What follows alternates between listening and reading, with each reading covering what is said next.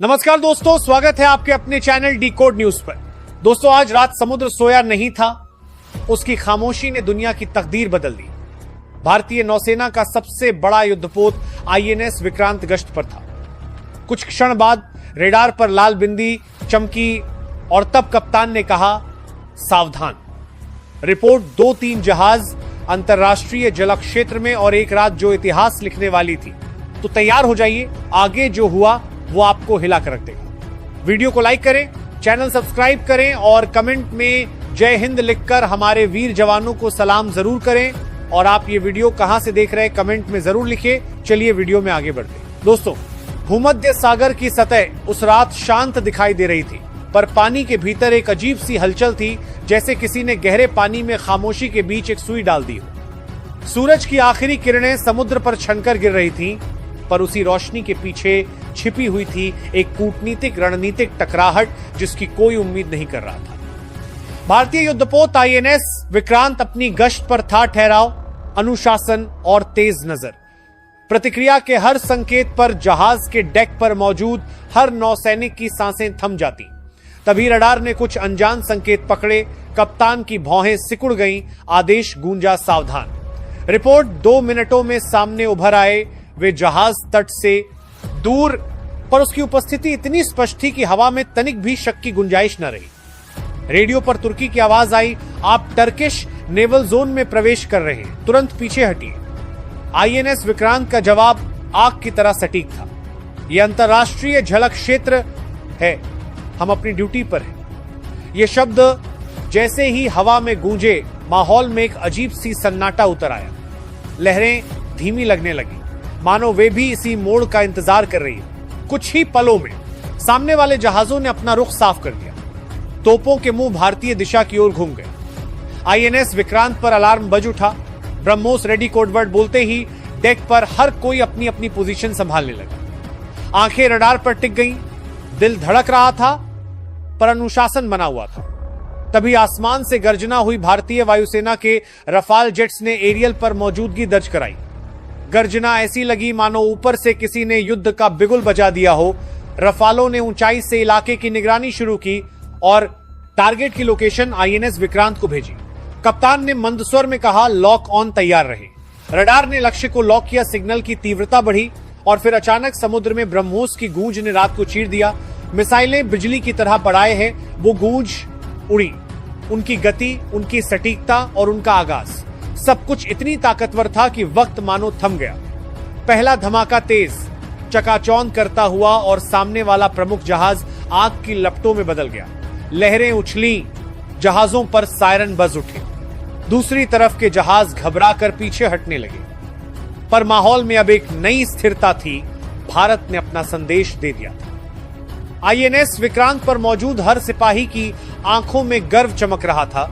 तिरंगा उस रात अलग ही रोशनी बिखेर रहा था। यह सिर्फ जीत नहीं थी, यह आत्मसम्मान की रक्षा थी। कुछ ही पलों में दुनिया को खबरें मिलनी शुरू हो गई। नेटो मुख्यालय में इमरजेंसी मीटिंग बुलाई गई। यूरोपीय यूनियन ने चेतावनी जारी की, यह अंतरराष्ट्रीय शांति के लिए खतरनाक है। अमेरिका ने संयम की अपील की, पर भारतीय विदेश मंत्रालय ने साफ कहा, हम अपने सैनिकों की सुरक्षा के लिए किसी भी हद तक जाएंगे। सोशल मीडिया पर आग लग गई। लोग लिख रहे थे, इंडियन नेवी डोमिनेट्स मेडिटेरेनियन। वहीं दूसरी तरफ तुर्की की तरफ से आरोप लगने लगे, भारत ने हमला किया। पर सैटेलाइट इमेजेस और तकनीकी डेटा ने सच्चाई सामने रख दी, नुकसान तुर्की को हुआ था। आईएनएस विक्रांत पूरी तरह सुरक्षित था और भारतीय सैनिक अपना कर्तव्य निभा रहे थे। रात के अंधेरे में समुद्र की सतह अब आग की रोशनी से चमक रही थी। कुछ जहाज राख में बदल चुके थे। यह दृश्य किसी युद्ध कथा से कम नहीं था, पर यह वास्तविकता थी और दुनिया उसे सहम कर देख रही थी। सुबह होते होते स्थिति और भी गंभीर हो गई। रक्षा मंत्री, राष्ट्रीय सुरक्षा सलाहकार और नौसेना प्रमुख सूचना लेने के लिए बैठक में जुट गए। प्रधानमंत्री को पूरी परिस्थिति से अवगत कराया गया। उनका बयान आया, भारत युद्ध नहीं चाहता, पर हमारी संप्रभुता पर आघात सहन नहीं किया जाएगा। ये वाक्य जैसे पूरे देश में बिजली बनकर दौड़ गया। तुर्की के शीर्ष अधिकारियों के चेहरे पर चिंता साफ दिखी। उनकी नींद उखड़ चुकी थी। ब्रह्मोस की सटीकता और भारतीय रणनीति ने उन्हें हिला दिया था। समाचार चैनलों पर एक के बाद एक विश्लेषण छपने लगे। रूस ने कहा कि यह आत्मरक्षा का कदम था। फ्रांस ने कहा कि भारत ने शक्ति और शांति दोनों का संतुलन दिखाया। चीन चुप रहा। कयासों के बीच एक बात स्पष्ट थी, अब भूमध्य सागर पर सामरिक समीकरण बदल चुके थे। आईएनएस विक्रांत के डेक पर एक अलग ही स्थिति थी। ठंडे आत्मविश्वास के साथ हर जवान अपनी जगह पर खड़ा था और तभी स्थिति ने नया मोड़ लिया। खबर आई कि आपका दुश्मन के कुछ और जहाज सक्रिय हो रहे हैं, संभावित खतरा बढ़ रहा है।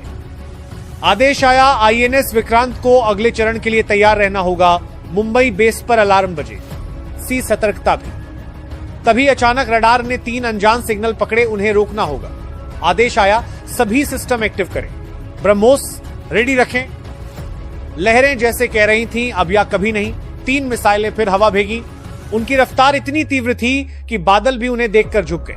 पहली मिसाइल ने एक अग्रणी जहाज को निशाना बनाया, ऊपरी हिस्सा चकनाचूर हो गया। दूसरी मिसाइल ने दूसरे जहाज के रडार सिस्टम को डस्ट कर दिया और तीसरी भागने की कोशिश कर रहे तीसरे जहाज को बुरी तरह क्षतिग्रस्त कर दिया।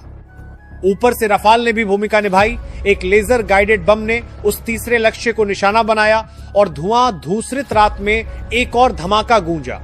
भूमध्य सागर उस रात आग की लपटों से प्रकाशित हो उठा। नेटो मुख्यालय में अफरा तफरी मची हुई थी। विश्व की बड़ी ताकतें टेबल के चारों ओर बैठी और ये नापने लगी कि क्या यह संघर्ष उन्हें भी घसीट कर ले जाएगा। बयान आते रहे। ब्रिटेन ने परिप्रेक्ष्य रखा। अमेरिका ने तटस्थता के साथ कहा कि अगर घेराबंदी की गई तो आत्मरक्षा है। दूसरी ओर तुर्की के टीवी चैनल प्रश्न कर रहे थे, कैसे भारत की मिसाइलें इतनी सटीक रहीं। उनके रक्षा विशेषज्ञों ने कहा कि ब्रह्मोस की गति और तकनीक ने उनके रडार को चकमा दे दिया। वहीं भारत में जश्न जैसा माहौल था। हर मोर्चे पर लोग नौसेना को सलाम कर रहे थे। रक्षा मंत्रालय ने बयान जारी किया, भारत शांति चाहता है पर हमारी सीमाओं पर हमला स्वीकार्य नहीं। प्रधानमंत्री का ट्वीट भी वायरल हुआ। देश ने अपनी क्षमता और अनुशासन दिखाया था। आईएनएस विक्रांत के डेक पर सन्नाटा और गर्व का अनोखा मिश्रण था। एक तरफ जंग की थकान, दूसरी ओर विजय की मुस्कान। पर यह कहानी यहीं खत्म नहीं हुई, क्योंकि लड़ाई के बाद भी खतरा कहीं दूर नहीं गया था। तुर्की ने कई युद्धपोत वापस बुलाने और नए आदेश टालने शुरू कर दिए। उनके रडार पर भारतीय मिसाइलों के आंकड़े लंबे समय तक अभिलेख में रहे। अंकारा में आपातकालीन बैठकों का सिलसिला चल पड़ा। पर भारत का फैसला स्पष्ट था, किसी भी हाल में समुद्री संतुलन बिगड़ने नहीं देंगे। अगले कुछ दिनों में आईएनएस विक्रांत और उसके साथियों ने कड़ी सतर्कता बरती। समुद्र की हर हलचल पर नींद रखी गई। तुर्की ने अपने जहाज पीछे कर लिए और यह मान लिया कि सीधे टकराव से बचना ही सबसे सुरक्षित विकल्प था।